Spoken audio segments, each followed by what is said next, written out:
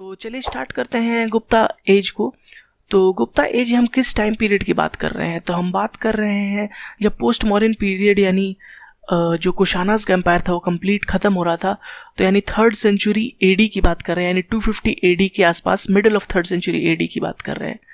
ठीक है, तो अब हम लोग इस चैप्टर को 2 हिस्सों में पढ़ेंगे। सबसे पहले जो पढ़ेंगे वो है इंपॉर्टेंट रूलर्स की, और इंपॉर्टेंट रूलर से काफ़ी क्वेश्चन आते हैं एसएससी सीजीएल में। और जो सेकंड पार्ट होगा वो होगा आर्ट, आर्किटेक्चर और लिटरेचर के बारे में। इससे भी काफ़ी क्वेश्चन आते हैं एसएससी सीजीएल में। तो इस चैप्टर में दोनों ही पार्ट इक्वली इंपॉर्टेंट है। ठीक है, तो इस वीडियो में हम लोग पढ़ेंगे इंपॉर्टेंट रूलर्स के बारे में, और नेक्स्ट वीडियो में जो है वो हम लोग देखेंगे आर्ट, आर्किटेक्चर और लिटरेचर के बारे में। ठीक है, तो इंपॉर्टेंट रूलर्स के बारे में पढ़ने से पहले मैं आपको बता दूं कि जो गुप्ताज है उसमें हम लोग 3 तरह के रूलर्स देखेंगे। सबसे पहले जो फाउंडर थे श्रीगुप्त और घटोत्कच, उनको देखेंगे, और उनके बाद हम लोग देखेंगे कि ग्रेटर गुप्ताज आते हैं जिन्होंने गुप्ता को एक छोटे से राज्य से लेके एक बड़ा गुप्ता एम्पायर एस्टेब्लिश किया। ठीक है, तो वो होंगे ग्रेटर गुप्ताज। और फिर फाइनली हम लोग देखेंगे कुछ वीक गुप्ताज आते हैं यानी लेटर गुप्ताज, तो उनको हम लोग पढ़ेंगे। तो चलिए सबसे पहले देखते हैं कुशानाज के बाद, यानी अराउंड 250 एडी में जब कुशानाज वीक होने लगे तो गुप्ता एज यानी गुप्ता एम्पायर एस्टैब्लिश होना स्टार्ट हो गया था। ठीक है, तो गुप्ताज जब आए तो उनके फाउंडर कौन थे? तो ये क्वेश्चन 2015 सीजीएल में आ चुका है। इसके फाउंडर थे श्रीगुप्त। ठीक है, आपको ये याद रखना है। कई लोग चंद्रगुप्त वन सोचते हैं पर वो आंसर नहीं है, आंसर श्रीगुप्त है। ठीक है, और ये लोग जो थे वो वैश्य क्लैन के थे। ठीक है, तो ये भी आपको याद रखना है। ठीक है, तो श्रीगुप्त के बारे में आपको बस इतना ही जानना है कि ये फाउंडर थे गुप्ता एम्पायर के। इसके बारे में आपको और इनके बारे में ज़्यादा कुछ नहीं जानना है। अब इनके नेक्स्ट आते हैं इनके सन घटोत्कच। तो इनके सन का नाम था घटोत्कच। इनके बारे में आपको ज़्यादा नहीं पढ़ना है, बस ये जानना है कि ये श्रीगुप्त के सन थे और सेकेंड रूलर थे गुप्ता एम्पायर के। ठीक है, तो इन दोनों रूलर के समय छोटा था काफ़ी गुप्ता एम्पायर। एम्पायर आप नहीं कह सकते, वो एक गुप्ता बस पीरियड आप एक छोटा सा एक राज्य कह सकते हैं के रूप में था। ठीक है, लेकिन जब चंद्रगुप्त वन आए जो घटोत्कच के सन आए तो उन्होंने गुप्ता एम्पायर को बड़ा एक एम्पायर के रूप में बिल्ड किया। ठीक है, तो यहाँ से स्टार्ट होने लगते हैं ग्रेटर गुप्ताज। ठीक है, तो इसके आगे हम लोग पढ़ेंगे चंद्रगुप्त वन, समुद्रगुप्त, चंद्रगुप्त टू, कुमारगुप्त और स्कंदगुप्त। तो ये जो थे ये इंपॉर्टेंट गुप्ता रूलर्स थे। तो चलिए सबसे पहले पढ़ते हैं चंद्रगुप्त वन के बारे में। तो चंद्रगुप्त वन के बारे में कुछ इंपॉर्टेंट फैक्ट्स पढ़ लेते हैं। तो सबसे पहला फैक्ट था कि चंद्रगुप्त वन बहुत ही बड़े एरिया में रूल नहीं करते थे। तो जिस एरिया में वो रूल करते थे वो मेनली था मगध का एरिया, और इसके अलावा साकेत और प्रयाग। तो मेनली आप देख सकते हैं करंट बिहार, यूपी और कुछ पार्ट्स ऑफ मध्य प्रदेश। ठीक है, तो ये पार्ट को रूल करते थे। और नेक्स्ट हम लोग इंपॉर्टेंट फैक्ट याद करते हैं जो कि बहुत ही इंपॉर्टेंट है, जो कि काफ़ी बार आ चुका है। वो है गुप्ता एरा किसने स्टार्ट किया था? ठीक है, तो वो चंद्रगुप्त वन ने स्टार्ट किया था। ये काफ़ी इंपॉर्टेंट क्वेश्चन है, काफ़ी बार रिपीट हो चुका है एसएससी सीजीएल में। और ये कब दिया था इन्होंने? 320 एडी में। तो 320 एडी से गुप्ता एरा स्टार्ट होता है। ठीक है, इससे पहले हमने पढ़ा था कनिष्का ने दिया था साका एरा जो 78 एडी से स्टार्ट होता था। तो उसके बाद ये आता है गुप्ता एरा। ठीक है, आगे हम लोग जाके विक्रम एरा के बारे में भी पढ़ेंगे। ठीक है, तो ये आपको याद रखना है बिल्कुल। इसके अलावा चंद्रगुप्त वन ने मैट्रिमोनियल अलायंस भी किए थे काफ़ी। तो शादी की थी कुमार देवी से जो कि लिच्छ छवि प्रिंसेस थी। ठीक है, लिच्छ छवि के बारे में हमने पढ़ा था महाजनपद के टाइम में कि एक राज्य था लिच्छ छवि जो कि एक रिपब्लिक था। ठीक है, तो कुमार देवी के नाम पे इन्होंने गोल्ड कॉइन भी इशू कराए थे। ठीक है, तो ये उतना इंपॉर्टेंट नहीं है, लेकिन इसमें सबसे इंपॉर्टेंट जो था वो गुप्ता एरा था, आपको याद रखना है, जो कि 320 एडी से था स्टार्ट होता है। तो चलिए अब नेक्स्ट रूलर की बात करते हैं, और वो है समुद्रगुप्त।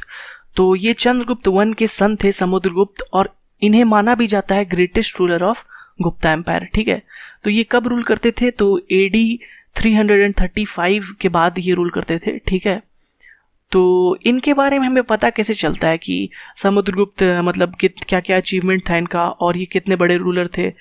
तो इनके बारे में हमें पता चलता है इलाहाबाद इंस्क्रिप्शन से। ठीक है, तो इलाहाबाद इंस्क्रिप्शन में एक फेमस गुप्ता एम्पायर के पोएट जिनका नाम था हरिसेना, उन्होंने प्रयाग प्रशस्ति लिखी है। ठीक है, तो इलाहाबाद में ही प्रयाग में प्रशस्ति क्या होता है इसके बारे में जान जाते हैं। ठीक है, तो प्रशस्ति एक पोएम होता है जिसमें लिखा जाता है किसी के तारीफ के बारे में, किसी की तारीफ की जाती है उसमें। ठीक है, तो ये अगर हम लोग बात करें प्रयाग की, तो प्रयाग इलाहाबाद के प्रयाग में प्रयाग प्रशस्ति लिखा गया है हरिसेना द्वारा। ठीक है, तो प्रयाग प्रशस्ति में समुद्रगुप्त के बारे में काफ़ी तारीफें लिखी गई है। ठीक है, तो आपको क्लियर हो गया होगा कि प्रशस्ति क्या होता है। तो प्रशस्ति क्या होता है, एक पोएम होता है, कुछ नहीं, एक पोएम होता है जिनमें हम लोग किसी के बारे में तारीफ लिखते हैं। तो प्रयाग प्रशस्ति में किसकी तारीफ की गई है, समुद्रगुप्त की तारीफ की गई है। ठीक है, तो ये क्वेश्चन काफ़ी बार आ चुका है एसएससी सीजीएल में, और घुमा फिरा के कई तरीके से आता है, जैसे कि प्रयाग प्रशस्ति किसने लिखी है, तो हरि सिन्हा ने लिखी है। ठीक है, या फिर कभी आता है कि प्रयाग प्रशस्ति से हमें किसके बारे में पता चलता है, तो समुद्रगुप्त के बारे में पता चलता है। और कंफ्यूज मत होइएगा, इलाहाबाद इंस्क्रिप्शन और प्रयाग प्रशस्ति दोनों एक ही चीज़ है। ठीक है, तो इलाहाबाद इंस्क्रिप्शन में मतलब प्रशस्ति के रूप में समुद्रगुप्त के बारे में लिखा गया है। ठीक है, तो अब हम लोग नेक्स्ट फैक्ट पे आते हैं। तो समुद्रगुप्त को ही नेपोलियन ऑफ इंडिया भी कहा जाता था। ठीक है, तो ये क्वेश्चन भी बार बार रिपीट होता है एसएससी सीजीएल में कि किस रूलर को नेपोलियन ऑफ इंडिया कहा जाता था, तो वो थे समुद्रगुप्त। ठीक है, और ये किसने ये बात कही है, तो वीए स्मिथ एक हिस्टोरियन थे फेमस, उन्होंने ये बात मेंशन की, उन्होंने इन्हें नेपोलियन ऑफ इंडिया का टाइटल दिया था। ठीक है, वीए स्मिथ, ये उतना इंपॉर्टेंट नहीं है, लेकिन नेपोलियन ऑफ इंडिया किसे बोला जाता था ये आप बिल्कुल ही याद कर लीजिए, समुद्रगुप्त को बोला जाता था। ठीक है, अब नेक्स्ट फैक्ट पे आते हैं। समुद्रगुप्त के पास एक बड़ी नेवी भी थी। ठीक है, तो he had a strong navy, और जिसके दम पर उन्होंने जावा और सुमात्रा आइलैंड्स पे भी रूल किया। ठीक है, उन पे भी अपना दबदबा दिखाया। तो ऐसे ये पता चलता है कि अब गुप्ता एम्पायर अपने मतलब कितने पीक पे आ चुका था पहले से, क्योंकि अब इनके पास नेवी भी थी और ये बाहर जाके भी दूसरे आइलैंड्स पे भी रूल करते थे। तो इसीलिए इन्हें बहुत ही one of the greatest empire of India कहा जाता है, और इस समुद्रगुप्त को one of the greatest ruler of India कहा जाता है। ठीक है, और गुप्ता एज को गोल्डन एज ऑफ इंडिया भी कहा जाता है। ठीक है, अब नेक्स्ट आते हैं हम इनके बारे में हमें एक और चीज़ पता चली है कि ये म्यूजिक में भी काफ़ी इंटरेस्टेड थे और वीणा प्ले करना जानते थे। ठीक है, तो इनकी एक कॉइन पे इमेज है जिनमें ये वीणा प्ले कर रहे हैं। ठीक है, तो इससे हमें पता चलता है कि ये कितना मतलब इंटरेस्टेड थे इन म्यूजिक। ठीक है, तो ये क्वेश्चन भी रिपीट होता है कि which of the following rulers was interested in music, या फिर आ सकता है which of the following rulers played veena. ठीक है, तो ये आपको याद रखना है, समुद्रगुप्त थे। ठीक है, और ये हमें पता कैसे चला, क्वाइन से। नेक्स्ट हम लोग देखते हैं कि इन्हें धर्म प्रचार बंधु भी के नाम से भी जाना जाता है। ठीक है, ये क्वेश्चन उतना इंपॉर्टेंट नहीं है, लेकिन फिर भी कभी अगर आ सकता है तो आप याद रखिएगा, धर्म प्रचार बंधु भी इन्हें कहा जाता था। ठीक है, नेक्स्ट जो हम लोग फैक्ट बताने जा रहे हैं वो क्वेश्चन आ चुका है सीजीएल में। तो वो क्या है, किंग ऑफ श्रीलंका जिनका नाम था मेघवर्मन, उन्होंने मिशनरीज भेजे थे क्या करने के लिए, बुद्धिस्ट टेम्पल बनाने के लिए गया में। गया कहाँ है, करेंटली इन बिहार है। ठीक है, तो गया के बारे में हमने पढ़ा ही था कि वहाँ पे बुद्धा ने अटेन किया था एनलाइटमेंट। तो वहाँ पे एक बुद्धिस्ट टेम्पल बनाने के लिए किंग ऑफ श्रीलंका ने मिशनरीज भेजे थे। ठीक है, तो ये किसके रूल में भेजे थे, ये क्वेश्चन आता है और आया भी है, तो वो है समुद्रगुप्त। ठीक है, तो इसमें आप कुछ इंपॉर्टेंट बात याद रखिए, इलाहाबाद इंस्क्रिप्शन याद रखिए, नेपोलियन ऑफ इंडिया याद रखिए। इसके अलावा प्लेड वीणा, ये बहुत ही इंपॉर्टेंट है, उतना इंपॉर्टेंट लग नहीं रहा है लेकिन इंपॉर्टेंट फैक्ट है।